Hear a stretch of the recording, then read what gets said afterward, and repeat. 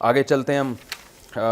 میں آپ کے سامنے انشاءاللہ سورہ نساء کا رکوع نمبر 20 اور پانچویں پارے کا رکوع نمبر 17 پیش کروں گا.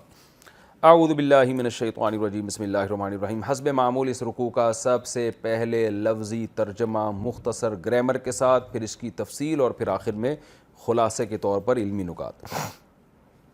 اعوذ باللہ من الشیطان الرجیم، بسم اللہ الرحمن الرحیم. یا ایھا الذین آمنوا، لوگو جو ایمان لائے ہو، کونو ہو جاؤ، قوامین بالقسط انصاف کے ساتھ قائم. قوامین قائم، بالقسط قسط انصاف کو کہتے ہیں. شہدائی اور گواہ بن جاؤ، للہ اللہ کے لیے. ولو اگرچہ علی انفسکم تمہارے اپنے نفسوں کے خلاف ہی کیوں نہ ہو، اوی الوالدینی یا والدین کے خلاف کیوں نہ ہو، والاقربین یا رشتہ داروں کے خلاف کیوں نہ ہو. یعنی تم انصاف کے ساتھ قائم رہو اور گواہ بنو اللہ کی رضا کے لیے. اگرچہ یہ انصاف کے ساتھ انصاف پر قائم رہنے سے یا گواہی دینے سے، گواہ بننے سے تمہاری اپنے مفاد پہ زد پڑ رہی ہو، یا تمہارے والدین کا نقصان ہو رہا ہو، یا تمہارے رشتہ داروں کا نقصان ہو رہا ہو، اس کی پرواہ مت کرو. تم نے انصاف کی بات کرنی ہے. این یکن اگر ہوگا وہ سے مراد وہ جس کے خلاف گواہی دے رہے ہو تم، یا انصاف کی بات جس کے اگینسٹ جا رہی ہے، اس کے بارے میں اللہ فرماتے ہیں اگر ہوگا وہ غنیًا مالدار ہوگا، او فقیراً یا غریب ہوگا، فاللہ اولا بہما تو اللہ ان دونوں کا یعنی غنی اور فقیر کا زیادہ حقدار ہے. اولا کا معنی ہوتا ہے قریب. یہ کمپیریٹیو ڈگری ہے. اولا اصل میں اولیو تھا، ازربو کی طرح. ازربو دوسرے کے مقابلے میں زیادہ مارنے والا، اولا دوسرے کے مقابلے میں زیادہ قریب.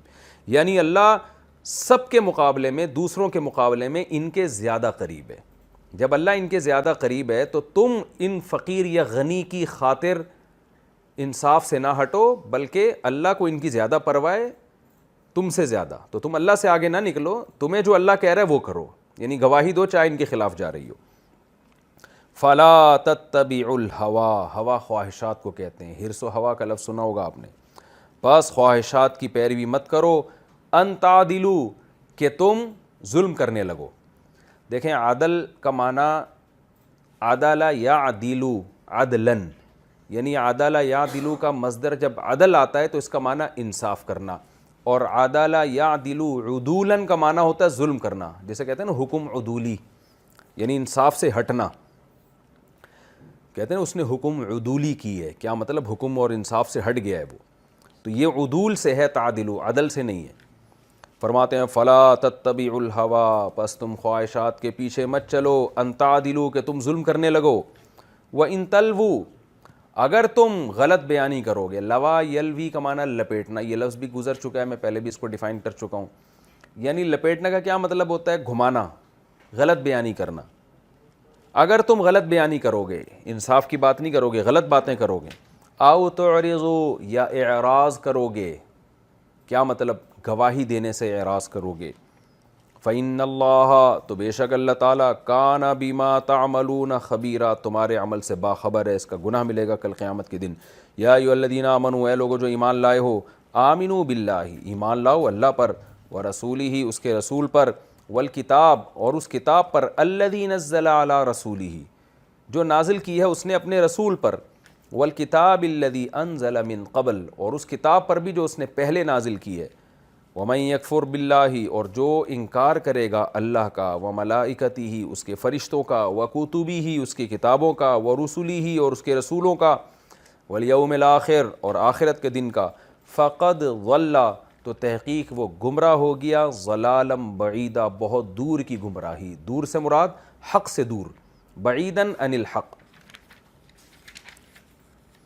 ان الذین آمنوا بے شک وہ لوگ جو ایمان لائے، ثم کفروا پھر کافر ہو گئے، ثم آمنوا پھر ایمان لائے، ثم کفروا پھر کافر ہو گئے، ثم ازدادوا کفرا.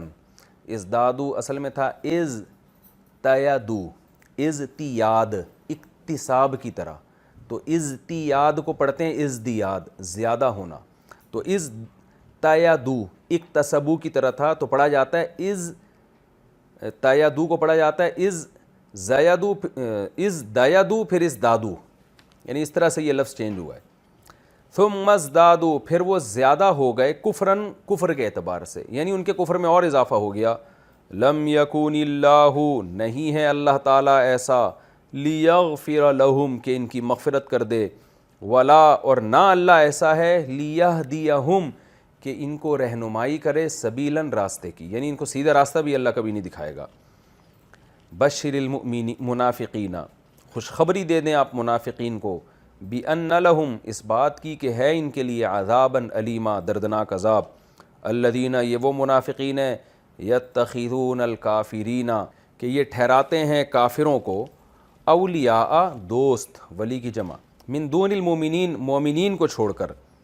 ایبتغون، کیا یہ لوگ، یبتغون، تلاش کرتے ہیں، وہ تھا نا ان تبتغوا باموالکم، ابتغاء، تلاش کرنا، کیا یہ لوگ تلاش کرتے ہیں، عندہم، ان کافروں کے پاس، العزہ، عزت تلاش کرتے ہیں. فإن العزة للہ جمیعا، تو بے شک عزت تو صرف اللہ کے لیے ہے، تمام کی تمام عزت وہ تو اللہ کے لیے ہے، اللہ اس کا مالک ہے. وقد نزل علیکم، اور تحقیق نازل کر چکا ہے وہ، علیکم، تم پر. قد جب لگتا ہے نا تو چکا ہے کا معنی، یہ جو آپ نے انگلش میں سنا ہوگا نا present perfect tense, I have done, میں یہ کام کر چکا ہوں، تو قد عربی میں اس کے لیے استعمال ہوتا ہے. قد نزل، جب ماضی پر داخل ہو، خوب سمجھ لیں. نزل ینزل تنزیلا، سبح یسبح تسبیحا کا معنی نزل، نازل کرنا. اور جب یہ مضارع پر داخل ہوتا ہے تو یہ تقلیل کا معنی دیتا ہے. قد یضرب، کبھی کبھی وہ مارتا بھی ہے، تو یہ بھی ایک اس کا معنی آتا ہے، لیکن جب مضارع پر ہو، ماضی پر ہوگا تو پریزنٹ پرفیکٹ کے معنی میں ہوگا. وَقَدْ نَزَّلَ عَلَيْكُمْ فِي الْكِتَابِ، جبکہ وہ نازل کر چکا ہے تم پر کتاب میں، ان، یہ بات کہ اذا سمعتم، ضربتم کی طرح، اذا سمعتم آیات اللہ، کہ جب تم اللہ کی آیات سنو. کیسے سنو؟ یکفروا بہا، کہ ان آیتوں کا انکار کیا جا رہا ہے. جب تم اللہ کی آیات اس طور پہ سنو کہ ان آیتوں کا محفل میں انکار کیا جا رہا ہے. وَيُسْتَهْزَأُ، پیسو وائس، یستخرجو کی طرح، اور مذاق اڑایا جا رہا ہے، استہزاء کیا جا رہا ہے، بہا، ان آیتوں کا. فَلَا تَقْعُدُوا مَعَهُمْ، تو مت بیٹھو، معہم، ان لوگوں کے ساتھ. قعد یقعد قعوداً، بیٹھنا. حتیٰ، جب تک کہ یخوضوا، وہ گھس جائیں، خاض یخوض، خوضاً کا معنی گھس جانا یا مشغول ہو جانا، یہاں تک کہ وہ مشغول ہو جائیں، فی حدیث، بات میں، غیر ہی، اس کے علاوہ، اس کے علاوہ کسی اور بات میں جب تک وہ مشغول نہیں ہو جاتے ان کے ساتھ مت بیٹھو. انکم، بے شک تم، اذن، تنوین، یہ حذف، ایک جملہ حذف ہے اس کے عوض میں، جیسے پہلے بتا چکا ہوں. اذن، از کانا کذا، یعنی اذن کا مطلب ہوتا ہے اگر ایسا ہو. انکم اذن، بے شک تم، اذن، اگر ایسا ہو. ایسا ہو کا کیا مطلب؟ جو اللہ کی آیات کا مذاق اڑا رہے ہیں اور اس کی کا انکار کر رہے ہیں، اگر ایسا ہو کہ تم ان کے ساتھ بیٹھے رہے اس موقع پر بھی، تو مثلہم، تم بھی انہی کی مثل ہوگے. اب ترجمہ دوبارہ سمجھیں. انکم، بے شک تم بھی ہوگے، اذن، اگر ایسا ہوا، مثلہم، ان کی طرح، یعنی یہ اگر مذاق اڑا رہے ہیں اور تم وہاں جا کے بیٹھے ہوئے ہو تو اس کا مطلب تم بھی انہی جیسے ہو. ان اللہ، بے شک اللہ تعالیٰ، جامع المنافقین والکافرین، جمع کرنے والے ہیں منافقوں اور کافروں کو، فی جہنم، جہنم میں، جمیعاً، سب کو اللہ جہنم میں جمع کریں گے. الذین، یہ وہ منافق ہیں، یتربصون بکم، جو تمہارے انتظار میں رہتے ہیں. تربص کا معنی ہوتا ہے انتظار کرنا، جیسے کہ سورہ بقرہ میں آیتیں تھیں نا، والذین یتوفون منکم ویذرون ازواجا یتربصن بانفسہن اربعۃ اشہر وعشرا، جن عورتوں کے شوہر مر جائیں، یتربصن، وہ انتظار کریں گی 4 مہینے 10 دن. تربص انتظار کو، ٹوہ میں لگنے کو، تعاقب کو، ان چیزوں کو کہا جاتا ہے. یہ منافق وہ ہیں، الذین یتربصون بکم، جو تمہارے انتظار میں رہتے ہیں، یعنی غور میں لگے رہتے ہیں. کس انتظار میں؟ آگے اس کی تفصیل آ رہی ہے. فَإِن كَانَ لَكُمْ فَتْحٌ مِّنَ اللَّهِ، بس اگر ہو تمہیں اللہ کی طرف سے فتح، اللہ کی طرف سے کامیابی مل گئی، جنگ میں جیت گئے. قالوا، تو کیا کہتے ہیں؟ الم نکم معکم، کیا نہیں ہیں ہم لوگ معکم، تمہارے ساتھ، ہم بھی تو آپ لوگوں میں ہی ہیں. وَإِن كَانَ لِلْكَافِرِينَ نَصِيبٌ، اور اگر کافروں کا کوئی حصہ ہو جنگ میں، یعنی فتح ان کو ہو. قالوا، تو کافروں کے پاس آ کے کہتے ہیں، الم نستحوذ علیکم، کیا ہم تم پر غالب نہیں آ گئے تھے؟ یعنی ہم تو مسلمانوں کے ساتھ لڑ کے تم پر غالب آنے والے تھے، اس کے باوجود تم جیتے ہو۔ کیوں جیتے ہو؟ اس لیے کہ ہم نے جنگ کا پلٹا جو ہے نا پلڑا پلٹ دیا ہم نے۔ ہم تو غالب تھے، ہماری تو تعداد زیادہ تھی، یا جو لڑنے والے ہمارے ساتھ مسلمان تھے ان کے جذبے بہت تھے، تو ہم گراؤنڈ ریئلٹی کے حساب سے ہم تم پر غالب تھے، پھر بھی ہمیں شکست ہوئی ہے، تو ظاہر ہے یہ ہماری ہی کسی محنت کی وجہ سے ہوئی ہوگی، ورنہ مسلمان تھوڑی ایسی صورت میں شکست کھاتے ہیں۔ یہ مطلب ہے اس آیت کا۔ استحوذ علیہم الشیطان، قرآن میں آتا ہے نا شیطان ان پر غالب آیا ہوا ہے، 28ویں پارے میں آتا ہے، تو استحواذ کا معنی ہوتا ہے غالب آنا۔ کہتے ہیں الم نستحوذ علیکم، کہ ہم تم پر غالب نہیں آ گئے تھے؟ وَنَمْنَعْكُمْ، منع یمنع روکنا، اور ہم نے تم کو روک لیا تھا من المؤمنین، مومنین سے، یعنی مومنین کے شر سے۔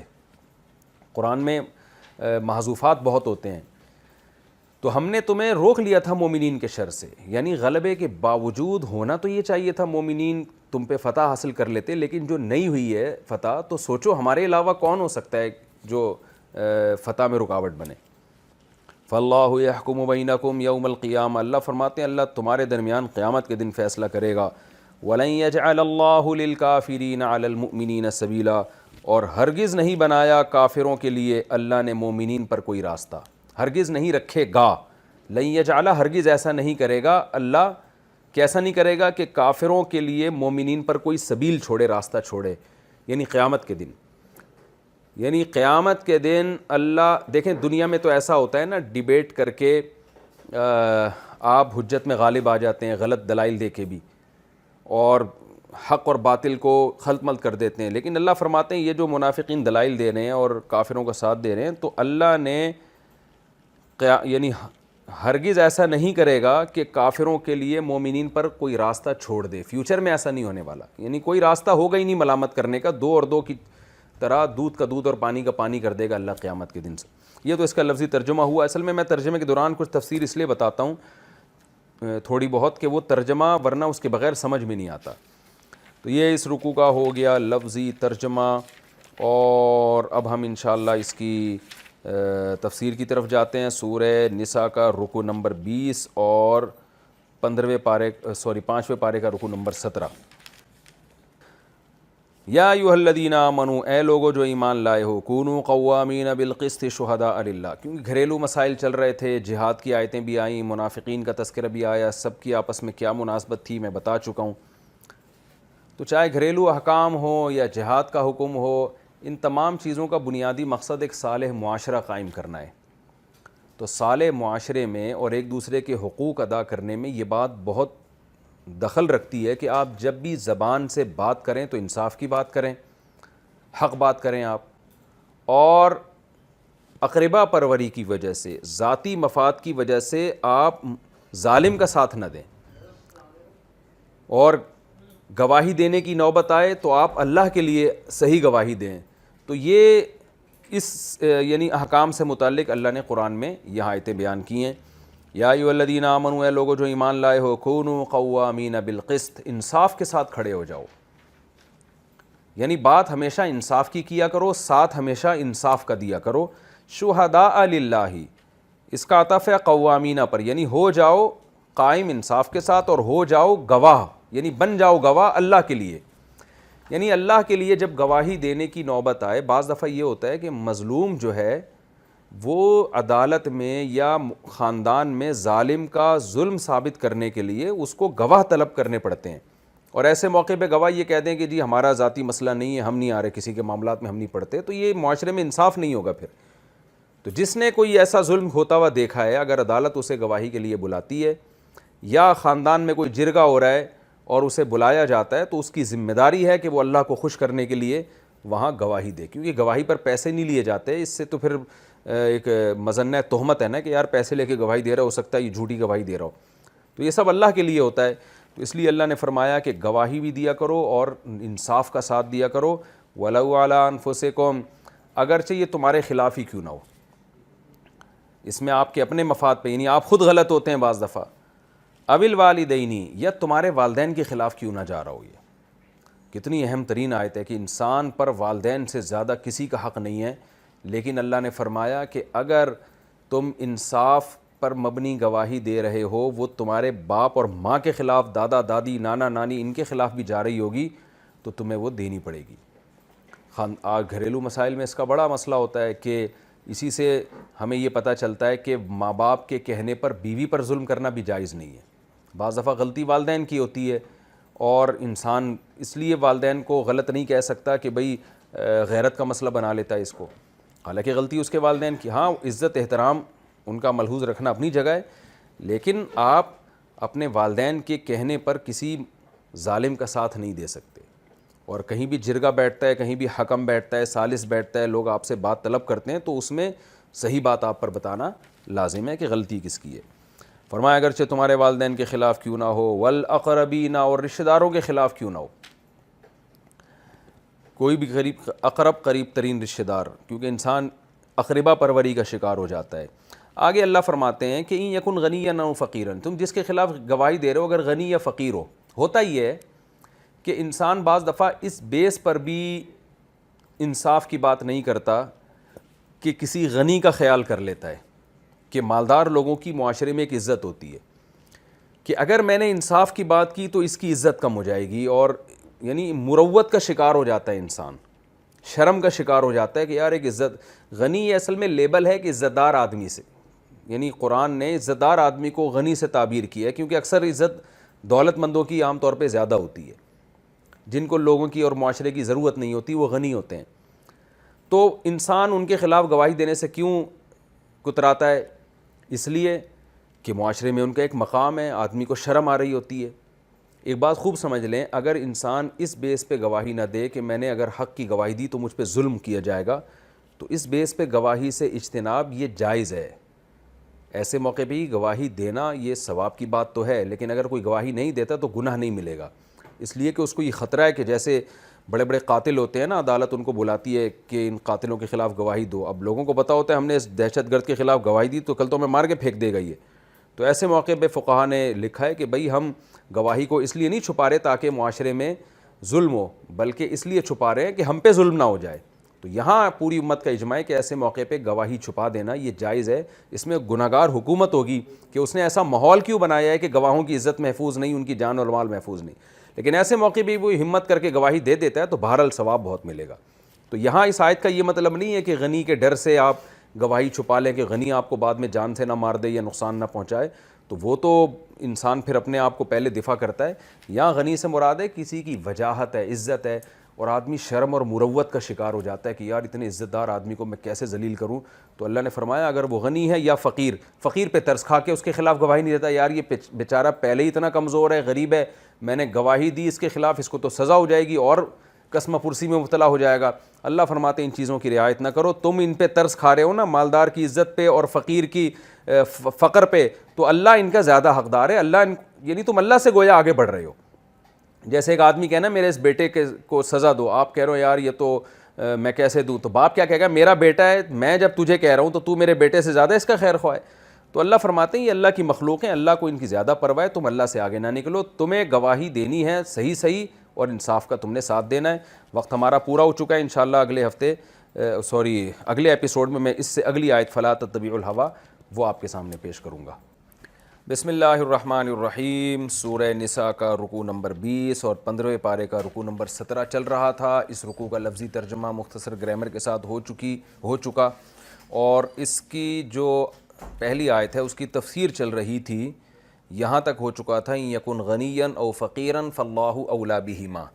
اس کی تفسیر میں نے بیان کی تھی پچھلے ایپیسوڈ میں کہ اگر جس کے خلاف تم گواہی دے رہے ہو یا انصاف کی بات کر رہے ہو، اگر وہ غنی ہے یا فقیر ہے تو اس کی پرواہ مت کرو، اللہ اس کا زیادہ حقدار ہے، اللہ اس کے زیادہ قریب ہے، پھر بھی اللہ تمہیں حکم دے رہا ہے کہ تم اگر اس کے خلاف گواہی بنتی ہے تو تمہیں دینی پڑے گی۔ فلا تتبعوا الہوی، پس خواہشات کی پیروی مت کرو، ان تعدلوا کہ تم حکم عدولی شروع کر دو، یعنی ظلم شروع کر دو۔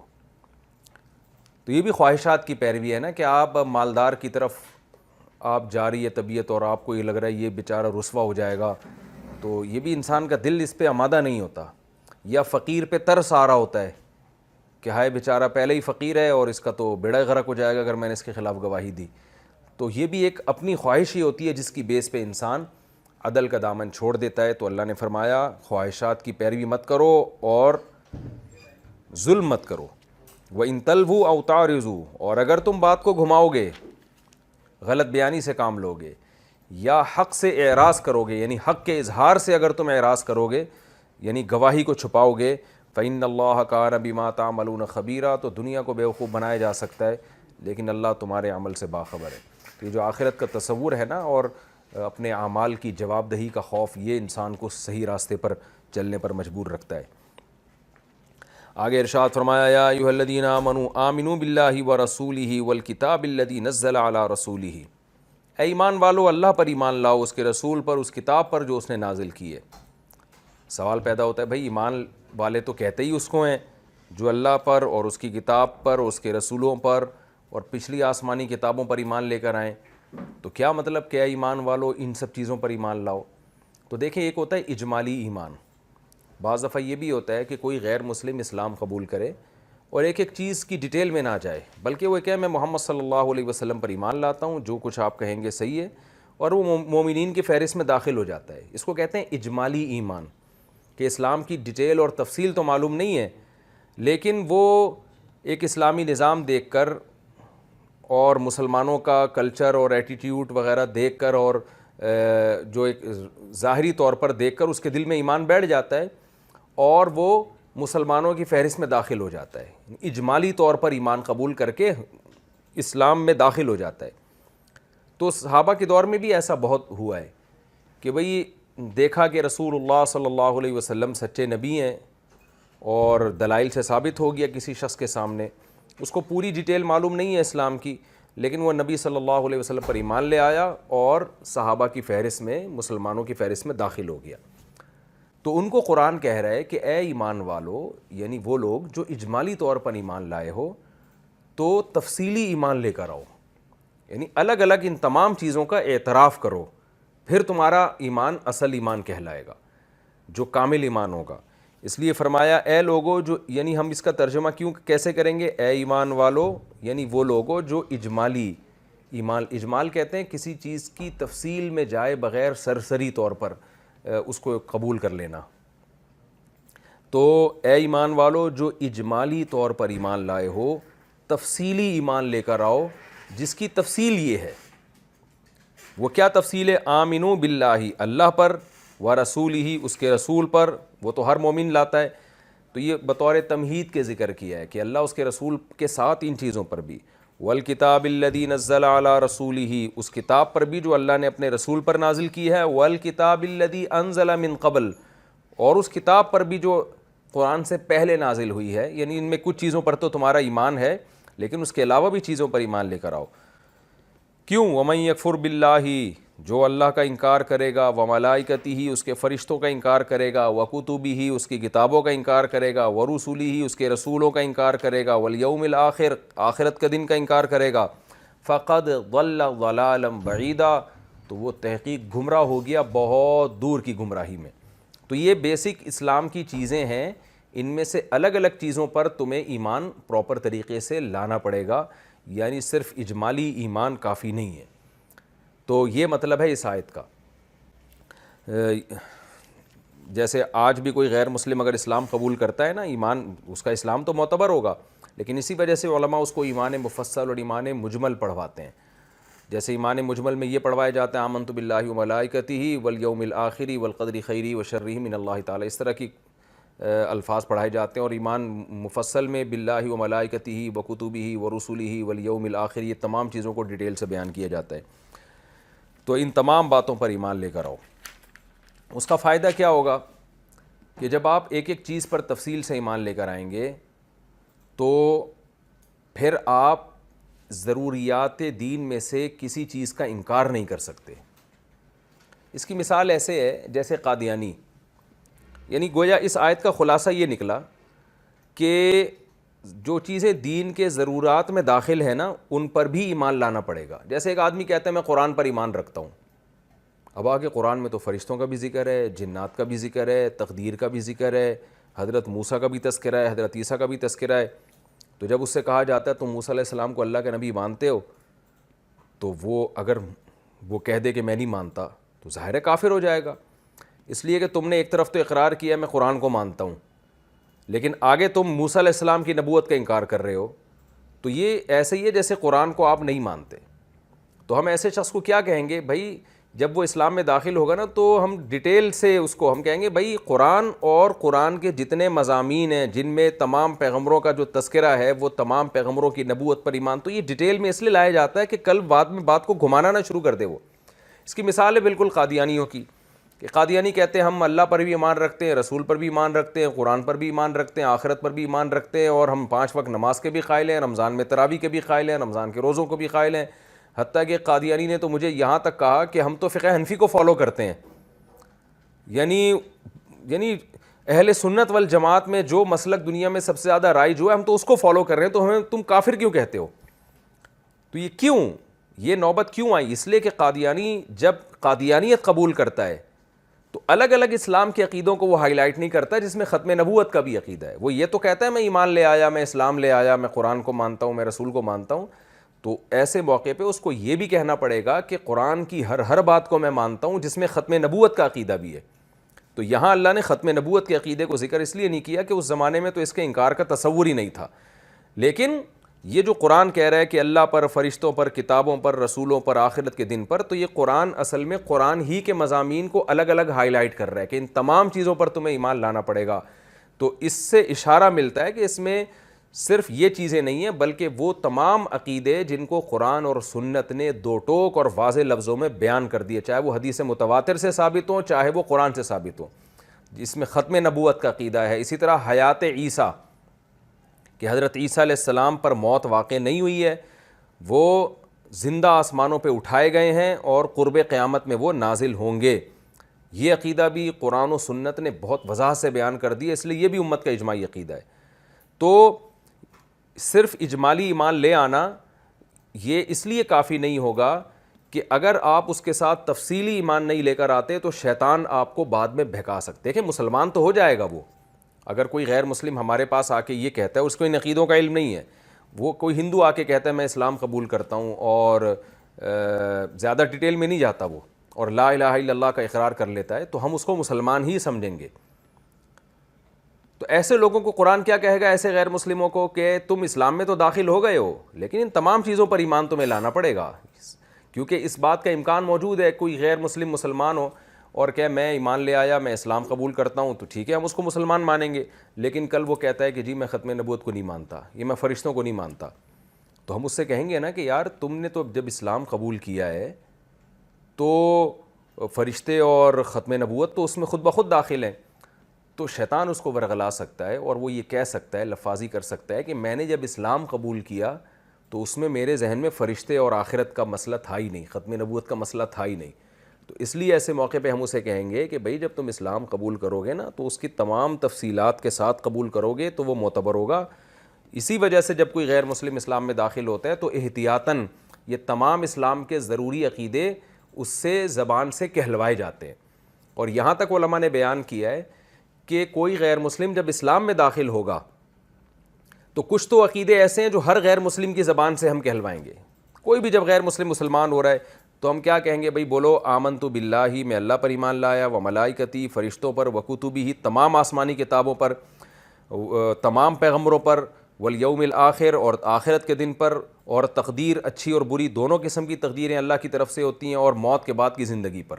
یہ تمام غیر مسلموں سے یہ اقرار کروایا جاتا ہے. اور کچھ اقرار ایسے ہیں جو اسپیسیفک خاص قسم کے غیر مسلموں سے، مثلا جب قادیانی اسلام قبول کرے گا تو ان عقیدوں کے اقرار کے ساتھ اس سے یہ بھی کہلوایا جائے گا کہ میں مرزا غلام احمد قادیانی کو جھوٹا اور کذاب اور دجال سمجھتا ہوں، اور جو بھی مرزا غلام احمد قادیانی کو نبی مانتا ہے میں اسے کافر سمجھتا ہوں. علماء کہتے ہیں جب کوئی قادیانی اسلام قبول کرے گا تو اس سے یہ بھی زبان سے کہلوایا جائے گا، اور یہ استدلال انہی آیتوں سے کیا ہے تاکہ وہ بعد میں بات کو گھما نہ سکے. کوئی ہندو جب مسلمان ہوگا تو ایمان مفصل والی دعا اس سے پڑھوائی جائے گی، لیکن ساتھ میں اس سے یہ بھی کہلوایا جائے گا کہ میں بتوں کی عبادت کو کفر سمجھتا ہوں، میں بتوں کی عبادت جو پتھر کے بنے ہوئے بت ہیں ان سے میں بری ذمہ ہوتا ہوں، میں گائے کو مقدس نہیں مانتا.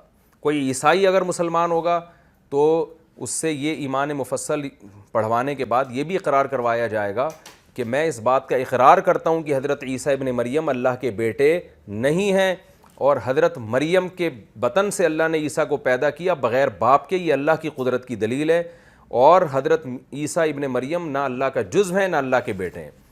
تو جو بھی غیر مسلم جب اسلام قبول کرے گا نا تو اس سے تفصیل میں ان عقیدوں کا اقرار کروایا جاتا ہے جس کے بارے میں یہ خطرہ ہے کہ کل کوئی یہ شیطان اس کو ورغلائے نہ، یا یہ کہیں ہمارے ساتھ دھوکہ نہ کر رہا ہوں۔ اور اسی وجہ سے علماء کہتے ہیں کہ آج جب کوئی غیر مسلم کلمہ پڑھے گا تو اس سے ختم نبوت کا اقرار بھی کروایا جائے گا، تاکہ اس کو یہ پتہ چل جائے کہ اسلام ختم نبوت کے عقیدے کے بغیر کامل نہیں ہوتا، بلکہ کامل کیا قبول ہی نہیں ہوتا۔ تو ختم نبوت کا اقرار بھی اس سے کروایا جائے گا، کیونکہ قادیانی اس میں پھر دھوکہ دے سکتے ہیں، مغالطہ کر سکتے ہیں۔ تو اس لیے اللہ نے فرمایا ایمان والو تم اللہ پر ایمان لے کر آؤ، اس کے رسولوں پر، اس کی کتاب پر، اور ان کتابوں پر جو پہلے نازل ہوئی ہیں، اور جو اللہ فرشتوں کا، کتابوں کا اور آخرت کا اور رسولوں کا انکار کرے گا وہ بہت بڑی گمراہی میں پڑ گیا۔ تو ان تمام چیزوں کے اقرار کے بعد کیا ہوگا کہ پھر آپ اس یعنی کفر کا راستہ آپ کے لیے بند ہو جائے گا، اور پھر آپ اللہ کو حقیقی معنوں میں فالو کریں گے، اور پھر اس کے تمام احکام کو فالو کرنا آپ کے لیے آسان ہو جائے گا، جو احکام اللہ تعالیٰ قرآن میں مختلف مقامات پر دیتے رہے ہیں۔ اور کچھ لوگ ایسے بھی تھے جو اس کے اگینسٹ چلتے تھے۔ اب اگلی آیت میں اس کا تذکرہ ہے، جو منافقین تھے، کیونکہ دیکھیں منافق کی ابھی پہلے جو آیتیں گزری ہیں ان آیتوں میں اللہ نے بیان کیا نا کہ حق کے ساتھ قائم رہو، چاہے تمہارے مفاد کے خلاف ہی کیوں نہ ہو، تمہارے والدین کے خلاف ہو، تمہارے رشتہ داروں کے خلاف ہو، تم نے حق پر قائم رہنا ہے۔ تو جن میں منافقت ہوتی ہے وہ حق پر قائم نہیں رہتے، وہ ہمیشہ اپنے مفاد کو دیکھتے ہیں۔ تو اب ان مفاد پرستوں کا اللہ تعالیٰ تذکرہ فرما رہے ہیں کہ کچھ لوگ معاشرے میں ایسے ہوتے ہیں جو مفاد پرست ہوتے ہیں، جہاں ان کو فائدہ نظر آئے وہاں وہ لڑکتے ہیں۔ تو ان کا تذکرہ اب اللہ تعالیٰ کر رہے ہیں کہ، اور میں نے آپ کو بتایا نا کہ قرآن کا مزاج کیا ہے، قرآن یا تو سب سے اچھے لوگوں کا ذکر کرتا ہے یا سب سے برے لوگوں کا۔ یعنی جب اچھائی کا ذکر کرتا ہے تو وہ ان اچھے لوگوں کا جو اچھائی کی انتہا کو پہنچے ہوئے ہیں، جب برائی کا تذکرہ کرتا ہے تو وہ برے جو برائی میں انتہا کو پہنچے ہوئے ہیں۔ تو قرآن نے پہلے انصاف پسندی کا حکم دیا، اب ان انتہا پہ پہنچے ہوئے برے لوگوں کا ذکر کیا جو اپنے مفاد میں حق کا راستہ چھوڑتے ہیں، اور حق بھی وہ جو 2 اور 2 4 کی طرح ہے، اور اس میں وہ بہت بڑے جرم کے مرتکب ہوتے ہیں۔ دیکھیں آپ چند ٹکوں کی خاطر ظالم کا ساتھ دے دیں یہ بھی برا ہے، لیکن آپ چند ٹکوں کی خاطر اسلام سے پیچھے ہٹ جائیں، خدا کے دین کو چھوڑ دیں، یہ تو بہت ہی برا ہے نا۔ تو یہی کام منافقین کرتے تھے، اور پھر ایک دفعہ نہیں کرتے تھے، بار بار کرتے تھے۔ قرآن نے اس کا تذکرہ کیا کہ منافقین کیا کرتے تھے نبی کے دور میں، ادھر اسلام قبول کیا کیونکہ یہاں فائدہ نظر آ رہا ہے، تھوڑے دنوں میں فائدہ نظر آیا کفر میں، وہاں لڑک گئے، یعنی دین کے ساتھ کھیل رہے ہیں۔ پھر فائدہ نظر آیا اسلام میں تو دوبارہ ادھر کو آ گئے، پھر فائدہ نظر آیا کفر میں تو دوبارہ، یعنی ایک دفعہ نہیں، یہ عمل بار بار ہو رہا ہے، اور بالآخر اس جرم کی یہ سزا ان کو ملتی تھی کہ اللہ کہتے ہیں اللہ ان کے دلوں پر پھر مہر لگا دیتا تھا، اور پھر جب یہ کفر کی طرف جاتے اللہ ان کو واپس آنے کی توفیق نہیں دیتا، اور اسی کفر میں ان کی موت واقع ہو جاتی۔ تو آپ سوچیں کہ جو اپنے دین کو بیچ رہا ہو اپنے مفاد کی خاطر، وہ بھلا اپنے مفاد پہ جب زد پڑے گی تو انصاف پر کہاں قائم رہے گا، وہ سیدھی گواہی کہاں دے گا۔ تو ان لوگوں کا اللہ نے تذکرہ کیا، ان الذین آمنوا، وہ لوگ جو ایمان لائے، ثم کفروا، پھر دوبارہ کافر ہو گئے، ثم آمنوا، پھر ایمان لے آئے، ثم کفروا، پھر دوبارہ کافر ہو گئے، ثم ازدادوا کفرا، پھر کفر میں بڑھتے چلے گئے وہ۔ یعنی یہ کیونکہ نبی کے دور میں ایسے چند لوگوں نے کیا تھا اس لیے ان کا تذکرہ ہو رہا ہے۔ لم یکن اللہ لیغفر لہم، اللہ ایسا ہے ہی نہیں کہ ان کی مغفرت کر دے، ولا لیہدیہم سبیلا، اور اللہ ایسا ہے ہی نہیں کہ ان کو سیدھا راستہ دکھا دے۔ یعنی اتنے بڑے بڑے جرائم کرنے کے بعد پھر اللہ کی طرف سے یہ سزا ملتی ہے کہ اللہ پھر ان کو سیدھا راستہ دکھاتا ہی نہیں ہے۔ اس میں ظاہر ہے اللہ کا قصور نہیں ہے، بلکہ انہی کا قصور ہے کہ گناہ کر کر کے اپنے دل کو سیاہ کر چکے ہوتے ہیں، اور اللہ کی طرف سے ان کے دلوں پر مہر لگ چکی ہوتی ہے۔ اب ان کو ہدایت، یہ چاہتے بھی ہیں تو ہدایت کا راستہ نہیں ملتا، یعنی یہ سزا کے طور پر ایسا ہوتا ہے کہ اب ان میں گویا چاہت ہی ختم ہو جاتی ہے، یہ حق اور باطل کو پہچاننے کی صلاحیت ہی ختم ہو جاتی ہے۔ تو ایسے لوگ بھی ہیں، اور اللہ نے پھر ایسے لوگوں کے بارے میں نبی کو حکم دیا کہ اے نبی بشر المنافقین، ایسے منافقوں کو آپ خوشخبری سنا دیں، بِأَنَّ لَهُمْ عَذَابًا أَلِيمًا، کہ ان کے لیے دردناک عذاب ہے۔ خوشخبری کا ذکر اس لیے کہ ایسے منافقین یہ سب کام اس لیے کر رہے ہوتے ہیں تاکہ ہمیں فائدہ ہو، اور فائدے کی چیز خوشخبری کے طور پہ بیان کی جاتی ہے۔ تو بتایا جا رہا ہے کہ ان کو خوشخبری سنا دیں کہ تم جو چاہتے ہو نا کہ ہمیں خوشخبریاں سنائی جائیں، تو وہ خوشخبری تمہیں مل رہی ہے، لیکن خوشخبری اس چیز کی نہیں جو تم چاہ رہے ہو، بلکہ دردناک عذاب کی خوشخبری۔ الذین یتخذون الکافرین اولیاء من دون المؤمنین، یہ وہ لوگ ہیں جو مومنین کو چھوڑ کر کافروں کو دوست بناتے ہیں، یعنی یہ انصاف پہ قائم نہیں رہتے۔ اللہ نے حکم دیا نا رکوع کے شروع میں، ایمان والو انصاف پر قائم رہو، تو اسلام بھی تو ایک انصاف کی بات ہے نا۔ تو یہ کیا کرتے ہیں، یہ مومنین کو چھوڑ کر کافروں کو دوست بنا لیتے ہیں، انصاف پر قائم نہیں رہتے، مفاد کافروں پہ نظر آتے ہیں تو ان کو دوست بناتے ہیں۔ ایبتغون عندہم العزہ، اللہ فرماتے ہیں کیا ان کے پاس تم عزت کی تلاش میں جاتے ہو کہ ہمیں وہاں عزت ملے گی، کافروں کا غلبہ ہے۔ فإن العزة للہ جمیعا، تو عزت تو صرف اللہ کے لیے، یعنی اللہ مالک ہے عزت کا، وہ جس کو چاہے عزت دے۔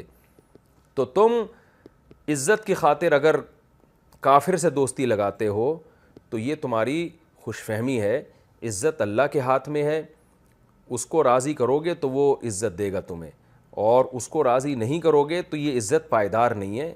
جو جس چیز کا مالک ہوتا ہے اس سے وہ چیز حاصل کی جاتی ہے، اس کو ناراض کر کے اگر وہ چیز حاصل کرنے کی کوشش کی جائے تو وہ کبھی بھی پائیدار نہیں ہوتی۔ تو یہاں اللہ تعالیٰ نے مومنین کو چھوڑ کر کافروں سے دوستی لگانے سے منع کیا ہے۔ تو اس دوستی سے وہ دوستی مراد ہے جس میں مومنین کے مفاد پہ زد پڑتی ہو، وہ دوستی مراد نہیں ہے کوئی آپ کا ہندو کولیگ ہے آپ اس کے ساتھ اچھی گپ شپ لگاتے ہیں، کوئی عیسائی ہے جو، یا آپ کا ریلیٹیو ہے، کوئی غیر مسلم آپ کا دوست ہے، یا آپ کا کوئی کاروباری معاملہ ہے اس سے آپ کی دوستی ہوتی ہے، اس سے یہ والی دوستی مراد نہیں ہے۔ اس سے وہ دوستی ہے جو منافقین لگایا کرتے تھے کہ جنگیں ہو رہی ہیں تو ظاہر ہے اس میں آپ کو مسلمانوں کا ساتھ دینا ہے، اور آپ کیا کر رہے ہیں اس میں کافروں کے ساتھ دوستیاں بڑھا رہے ہیں، ان کے مفاد میں کام کر رہے ہیں۔ یہ حرام اور یہ ناجائز ہے، اور یہ پہلے بھی ناجائز تھا یہ والی دوستی، اور یہ آج بھی ناجائز ہے۔ یعنی کون سی دوستی، اس کا خلاصہ یہ نکلے گا کہ وہ دوستی جس میں آپ مظلوم کے بجائے ظالم کا ساتھ دیں، وہ دوستی جس میں آپ حق پرستوں کے بجائے باطل لوگوں کا ساتھ دیں۔ فرمایا وَقَدْ نَزَّلَ عَلَيْكُمْ فِي الْكِتَابِ، اللہ تو تم پر کتاب میں یہ بات نازل کر چکا ہے کہ جب تم اللہ کی آیات کے بارے میں سنو کہ ان کا انکار کیا جا رہا ہے یا ان کا مذاق اڑایا جا رہا ہے تو ایسے لوگوں کے ساتھ مت بیٹھا کرو۔ یعنی اللہ فرماتے ہیں ہم تو پہلے یہ بات تمہیں بتا چکے ہیں۔ سورہ انعام میں اللہ نے فرمایا وَإِذَا رَأَيْتَ الَّذِينَ يَخُوضُونَ فِي آيَاتِنَا، سورہ یعنی مکی آیت ہے یہ، سورہ انعام کی، مکہ میں نازل ہوئی، اور یہ جو سورت ہم پڑھ رہے ہیں یہ مدینہ کی ہے۔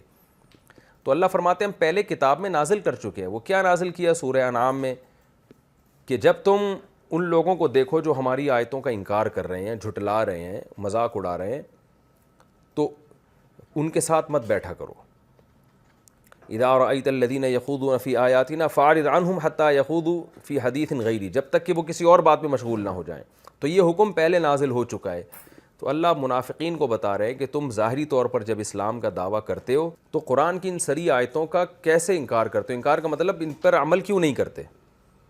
تم جب کافروں کے ساتھ جا کے بیٹھتے ہو، وہ تو اسلام کا مذاق اڑاتے ہیں، ان کی محفلوں میں نبی کا مذاق اڑایا جاتا ہے، ان کی محفلوں میں یہ بتایا جاتا ہے کہ اسلام غلط مذہب ہے، اور تم لوگوں کو پتہ بھی ہے اور تم وہاں چپ کر کے بیٹھے رہتے ہو۔ تو اللہ نے کہا ہے کہ ایسے موقع پہ ان کے ساتھ مت بیٹھو۔ اسی کا قرآن میں تذکرہ کیا کہ اللہ نے تم پر کتاب میں نازل کر دیا ہے کہ اذا سمعتم آیات اللہ یکفر بہا، کہ جب اللہ کی آیات کا انکار کیا جائے، اس کا مذاق اڑایا جائے، فلا تقعدوا معهم، ان کے ساتھ مت بیٹھو، حتی یخوضوا فی حدیث غیری، جب تک کہ وہ کسی دوسری بات میں مشغول نہ ہو جائیں۔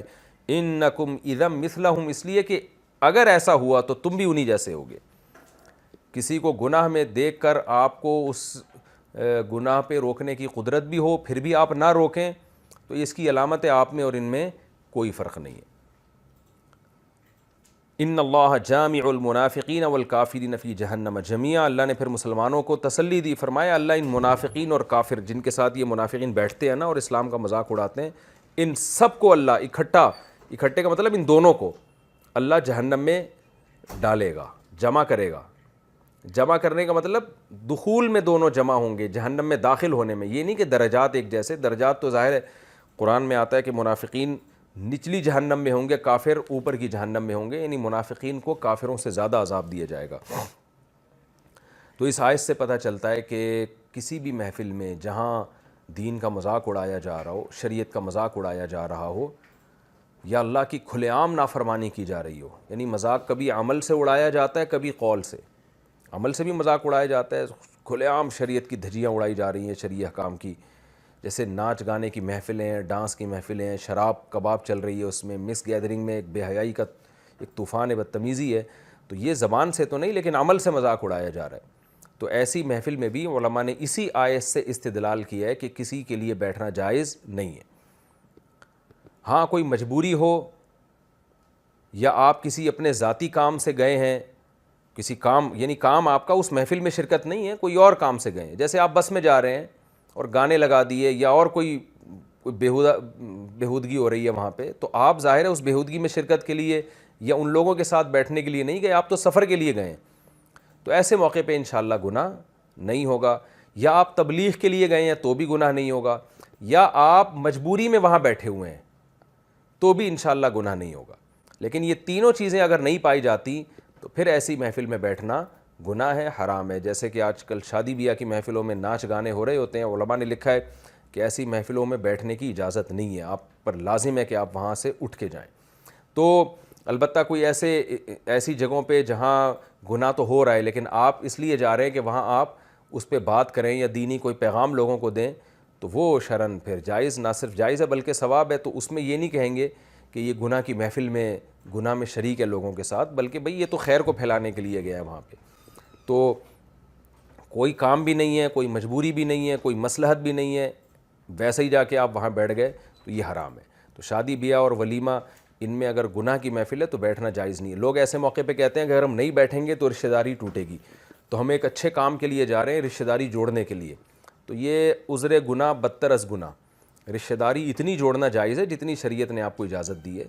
جب آپ کا رشتہ دار فی نفسی ہی تو یہ مسئلہ درست ہے کہ رشتہ داری توڑنا کبیرہ گناہ ہے، لیکن یہاں توڑنے کی نسبت آپ کی طرف نہیں ہوگی بلکہ اس رشتہ دار کی طرف ہوگی جس نے اپنی محفل میں گناہ کا انتظام کیا ہے اور آپ کو شریک ہونے سے اس نے روک لیا۔ اس کی میں آسان لفظوں میں سمجھاتا ہوں اس کو۔ جیسے ایک آدمی کہتا ہے یار میں اگر رشتہ دار کی شادی میں نہیں جاؤں گا تو وہ ناراض ہو جائے گا، تو بھئی سوال یہ پیدا ہوتا ہے کہ وہ اگر ناراض ہوگا تو اپنی حماقت سے ناراض ہوگا نا، اس کو بھی تو چاہیے کہ اس کو پتہ ہے کہ میرا یہ ریلیٹو دیندار ہے، اگر میں مکس گیدرنگ کروں گا تو یہ نہیں آئے گا، یا میں گانے بجانے کروں گا تو یہ نہیں آئے گا، تو یہ اس پر لازم تھا کہ رشتہ داری جوڑے وہ، اور آپ کی خاطر وہ اپنی محفل کو گناہوں سے پاک کرے، یعنی قطع رحمی کا گناہ اس کو ہوگا، آپ کو نہیں ہوگا۔ لوگ کیا کر رہے ہوتے ہیں کہ گناہ کی محفل میں شریک ہو رہے ہوتے ہیں کہ اگر ہم نہیں شریک ہوئے تو ہماری اماں ناراض ہو جائیں گی، ہمارے ابا ناراض ہو جائیں گے، تو بھائی وہ ابا پر لازم تھا کہ اپنے بیٹے کو ناراضی سے بچانے کے لیے شریعت کے حکم کو فالو کرتے۔ تو اس کی مثال ہے جیسے نماز پڑھنا جو ہے لازم ہے، جماعت سے نماز پڑھنا۔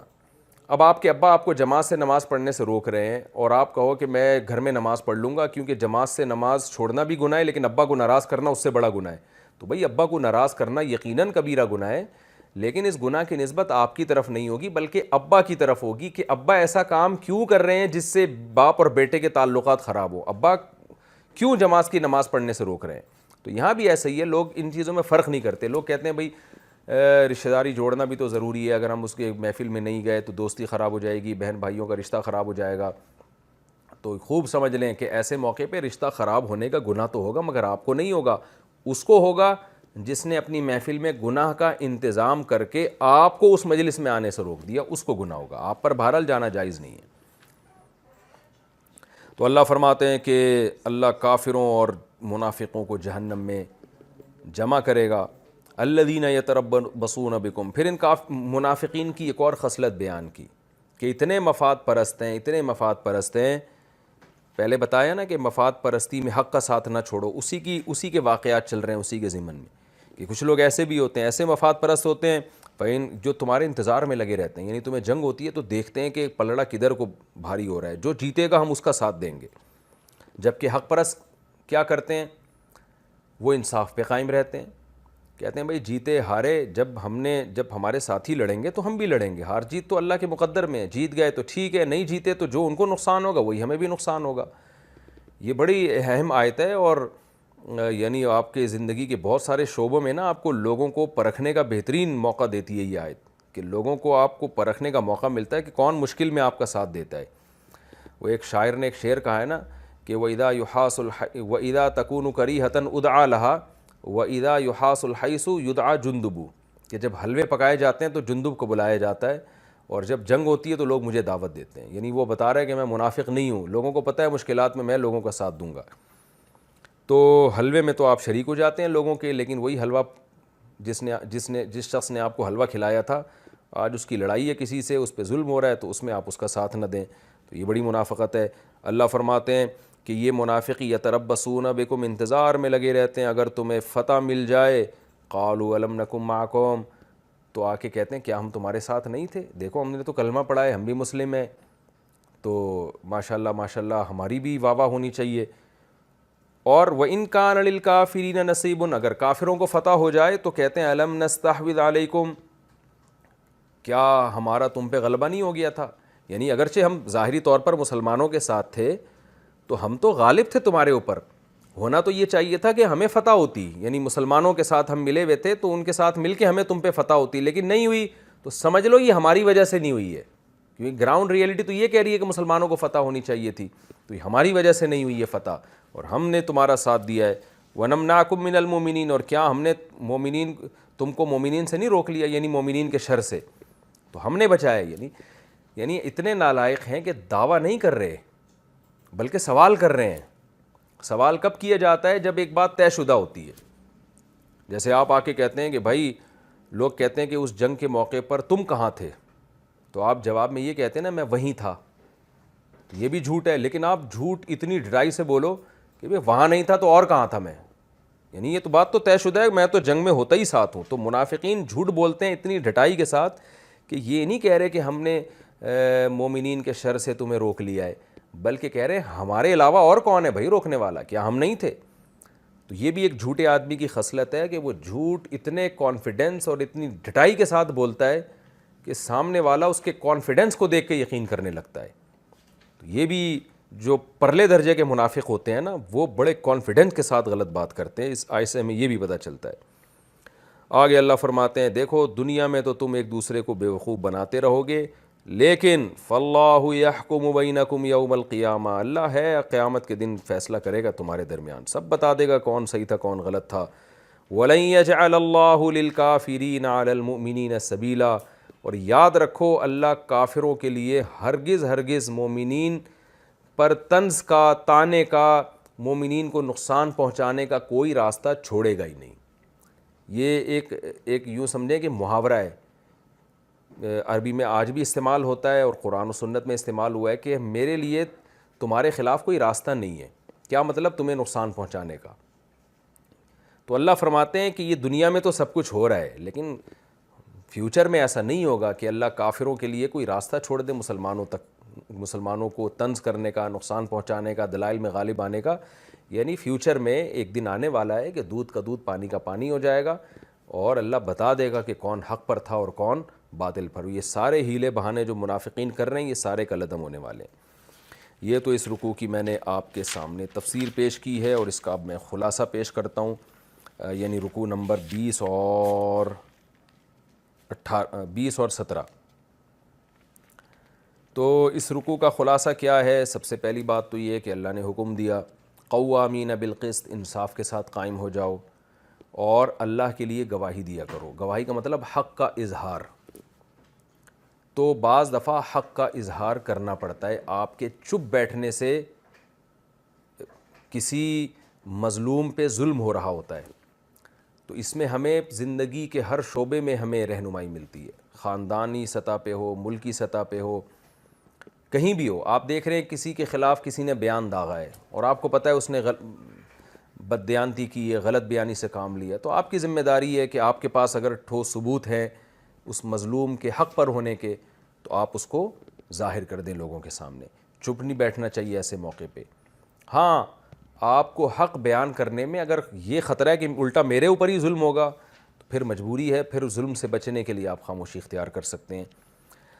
تو اللہ نے یہاں ہی حکم دیا۔ یہ گھریلو معاملات میں آج کل بہت ہوتا ہے، لوگ خاندان ہی کا ساتھ دے رہے ہوتے ہیں، یہ نہیں دیکھ رہے ہوتے غلطی پر کون ہے۔ تو صبح و شام ہم دیکھ رہے ہیں قومی سطح پہ بھی ایسا ہوتا ہے، ملکی سطح پہ بھی ایسا ہوتا ہے، سیاسی سطح پہ تو بہت ہی زیادہ ہوتا ہے۔ لوگ اپنے سیاسی لیڈر کی غلط بات کو غلط کہنے کے لیے کسی قیمت پہ آمادہ ہوتے ہی نہیں ہیں، اور مخالف پارٹی کی صحیح باتوں کو بھی غلط کہنے کا انہوں نے ٹھیکہ لیا ہوا ہوتا ہے۔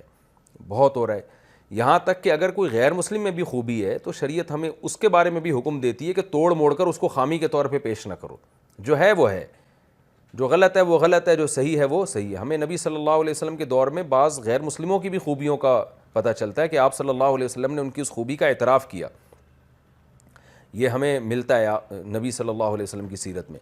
تو اللہ نے فرمایا کہ تمہارے خلاف ہو، تمہارے والدین کے خلاف ہو، رشتہ داروں کے خلاف ہو، لیکن تم نے حق پر قائم رہنا ہے۔ تو ایک تو ہمیں نقطے کی بات یہ پتہ چلتی ہے۔ دوسری بات ہمیں یہ پتہ چلتی ہے لا تتبعوا الہوی ان تعدلوا، خواہشات کی پیروی مت کرو کہ تم حق سے ہٹ جاؤ۔ تو یہ نقطہ ہمیں پتہ چلتا ہے کہ حق سے انسان ہمیشہ خواہشات کی غلامی میں ہوتا ہے، کوئی دنیا کا یا یعنی عزت چاہتا ہے یا پیسہ چاہتا ہے، یہ ہے خواہش۔ ان دونوں کی وجہ سے انسان حق کا راستہ چھوڑتا ہے، کبھی اس کو پتہ ہوتا ہے میں حق بولوں گا تو عزت جائے گی یا کبھی پیسہ جائے گا، تو ان دونوں کی پرواہ نہیں کرنی چاہیے، اسی کو خواہشات کہتے ہیں۔ اور اللہ تعالیٰ نے ایمان مفصل کا بھی ذکر کیا، اس سے ہمیں یہ پتہ چلتا ہے کہ ایمان لانے کے لیے صرف یہ کہہ دینا کہ میں اسلام کو پسند کرتا ہوں کافی نہیں ہے۔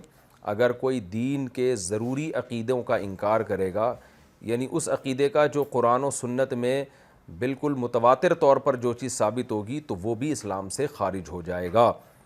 یہ بھی اس آیت سے ہمیں پتہ چلتا ہے کہ یہ جو قرآن حدیث میں آتا ہے نا کہ جو لا الہ الا اللہ کہہ دے وہ جنت میں داخل ہوگا، تو یہ حدیثیں اپنے ظاہر پر نہیں ہیں، لا الہ الا اللہ ان تمام لوازمات کے ساتھ جو لوازمات قرآن و سنت نے بیان کیے۔ آج کل بڑے پروفیسر ٹائپ کے لوگ اس طرح کے آ رہے ہیں کہ جو سب کو کہتے ہیں بس سارے ہی مسلمان ہیں، اور بڑے براڈ مائنڈڈ بنتے ہیں کہ ہم تو سب کو مسلمان مانتے ہیں۔ ایسا نہیں ہے بھائی، توحید کا کوئی انکار کر دے، کوئی کہے نبی صلی اللہ علیہ وسلم حاضر ناظر مشکل کشا عالم الغیب بشریت کا انکار کر دے، تو پھر بھی مومن کہاں سے ہو گیا وہ؟ تو اتنا براڈ مائنڈڈ بننے کی ضرورت نہیں ہے کہ آپ نے اسلام کا دائرہ اتنا وسیع کر لیا کہ ساری دنیا ہی اس میں آ گئی ہے، اور اتنا تنگ نظر بننے کی بھی ضرورت نہیں ہے کہ اتنا دائرہ آپ نے گھسیٹ لیا کہ 4-6 آدمیوں کے علاوہ کوئی جنت میں ہی نہیں جا رہا۔ تو یہ دونوں طریقے غلط ہیں۔ اور اس میں یہ بھی بتایا ہے کہ اس آیت میں ان الذین آمنوا ثم کفروا ثم آمنوا ثم کفروا، اس آیت سے بھی پتہ چلتا ہے کہ جب کوئی گناہ انسان بار بار کر رہا ہوتا ہے نا، تو پھر اس میں ہدایت کی توفیق ہی ختم ہو جاتی ہے۔ یہاں تو اللہ نے کفر کے گناہ کا ذکر کیا کہ جو ایمان لاتے ہیں پھر کافر ہو کے، پھر ایمان لا کے پھر کافر ہو گئے، تو ذکر تو کفر کا کیا ہے، لیکن مراد ہر گناہ ہے کہ جب بھی آپ ایک گناہ بار بار کرتے ہو تو توبہ سے تو گناہ یقیناً معاف ہوتا ہے، اللہ کا وعدہ ہے، چاہے 100 بار گناہ کیا ہو، لیکن گناہ کی ایک خاصیت یہ ہے کہ توبہ کی توفیق ختم ہوتی ہے اس سے۔ اکثر ہم نے لوگ دیکھے ہیں کہ بار بار جب گناہ کرتے ہیں پھر وہ توبہ بھی چھوڑ دیتے ہیں، پھر وہ گناہ کے اندر مست ہو جاتے ہیں اور بالآخر اسی گناہ میں موت واقع ہوتی ہے۔ اللہ ہم سب کو اس عذاب اور اس برے خاتمے سے بچائے۔ لیکن اس آیت سے بہرحال پتہ چلتا ہے کہ بار بار توبہ توڑنے سے نقصان بہت ہوتا ہے۔ ہاں بار بار گناہ ہو جائے حکم تو پھر بھی توبہ کا دیا جائے گا، لیکن بار بار گناہ کا نقصان بہرحال ہوتا ہے۔ ایک صاحب نے توبہ کی شراب سے، پھر گناہ ہو گیا، پھر توبہ کی، پھر گناہ ہو گیا، پھر توبہ کی، پھر گناہ ہو گیا۔ تو ایک دن میرے پاس آئے، میں نے کہا بھائی دوبارہ توبہ کرو، تو مجھے کہنے لگے یار اب بار بار توبہ کرتے ہوئے شرم آتی ہے، اللہ سے میں وعدہ کرتا ہوں اب نہیں پیوں گا، پھر پی لیتا ہوں۔ تو میں نے کسی بڑے عالم کو یہ بات بتائی کہ یہ کہہ رہے بار بار توبہ کرتے ہوئے مجھے شرم آتی ہے۔ انہوں نے کہا کہ اس سے بولو بار بار توبہ توڑتے ہوئے شرم آنی چاہیے، توبہ کرتے ہوئے شرم نہیں آنی چاہیے۔ یہ اس آیت کا مفہوم ہے کہ آپ جب بار بار توبہ توڑتے ہیں نا اس کا نقصان ہوتا ہے، توبہ کرنے کا نقصان نہیں ہوتا۔ تو یہ بھی شیطان آپ کو پٹیاں پڑھا دیتا ہے کہ بار بار توبہ کر رہا ہوں، کیا فائدہ ایسی توبہ کا؟ نہ توبہ کرتے ہوئے تو بالکل نہیں ہچکچانا چاہیے، ہاں بار بار توبہ توڑتے ہوئے انسان کو اللہ کے عذاب سے ڈرنا چاہیے، کیونکہ اس سے دل پہ مہر لگتی ہے۔ اس میں ہمیں یہ بھی پتہ چلا کہ منافق کی جو سزا ہے اسلام میں وہ کافر سے بھی زیادہ ہے۔ تو منافقت اتنی بری چیز ہے. تو آج ہمارے یہاں بہت زیادہ منافقت ہے, سامنے کچھ ہیں پیٹھ پیچھے کچھ ہیں, تو یہ سب چل رہا ہے ہمارے یہاں. تو یہ منافقت کی صفت ہی اللہ کو بہت زیادہ ناپسند ہے. انسان کردار میں ایک نمبر ہونا چاہیے. اور اس میں ہمیں یہ بھی پتہ چلا کہ تسلی کی بات بھی ہے, اور یہ بھی ہمیں پتہ چلا کہ گناہ کی محفل میں شرکت بھی جائز نہیں ہے. اگر ہم وہاں اس گناہ کو روک نہیں سکتے تو اٹھ کے ہم اس مجلس سے چلے جائیں. یہ بھی ہمیں اس آیت سے پتہ چلتا ہے.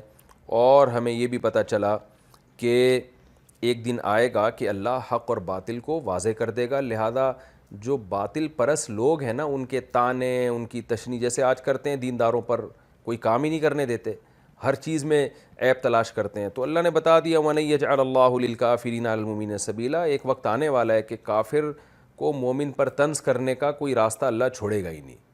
تو حق پرستوں کے لیے اس میں خوشخبری ہے کہ بھئی یہ دنیا کی ٹینشنیں ہیں, ایک وقت آنے والا ہے کہ حق اتنا واضح ہو جائے گا کہ فتح بالآخر آپ ہی کی ہوگی. تو یہ رکوع ہمارا کمپلیٹ ہوا. انشاءاللہ اگلے ایپیسوڈ میں سورہ نساء کا رکوع نمبر 21 اور پانچویں پارے کا رکوع نمبر 16 آپ کے سامنے انشاءاللہ میں شروع کروں گا. اللہ تعالیٰ سمجھنے کی, عمل کرنے کی توفیق عطا فرمائے. وما علینا الا البلاغ.